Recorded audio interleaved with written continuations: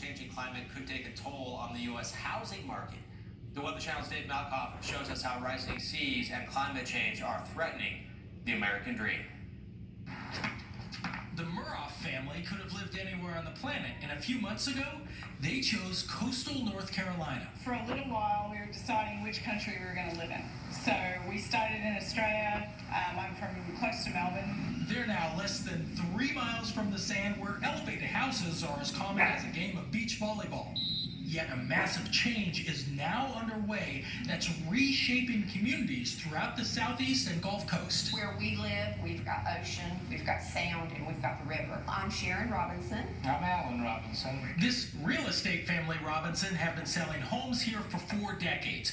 Coastal flooding, erosion, storm surge, that's always been a risk. But now, banks and lending institutions are starting to look at future sea level rise maps before they hand out loans. You're required to build your house up certain levels. Down payments for homes are getting larger and larger with the advent of climate change risks. Dr. Jesse Keenan, an associate professor at Tulane School of Architecture, tells us in coastal communities like here in Morehead City, many of the new mortgages come with this extra cost.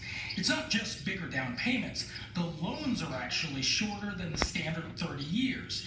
And that changes who can live along the coast. They're turning around and redoing them and changing the whole community. From talking to researchers and just driving around here, you can see the older homes are being replaced with larger, more elevated properties. This is the foundation right here, several feet off the ground. That makes the new homes more expensive. And add on to that, we are right up against the edge of the marsh. There's only so much land to go around. This change is known as blue lining. Blue lining is an extension of redlining, a phenomenon where banks racially and spatially segregated populations in the United States. And we're now living with that legacy as climate change again challenges how we invest and disinvest in our built environment. The Moreheads found a private lender and used the profits from their old house to buy this new one. They looked at FEMA maps before moving in, but did not think about the nearly 10 inches of North Carolina sea level rise since 1950. I'm not sure exactly why, but climate change hasn't really entered into the equation for us. We just found an area that we thought would do for us, and that's what we ended up going for. The research suggests when banks factor in sea level rise, it disrupts the very idea of the 30-year mortgage. An American institution that goes back to the Great Depression.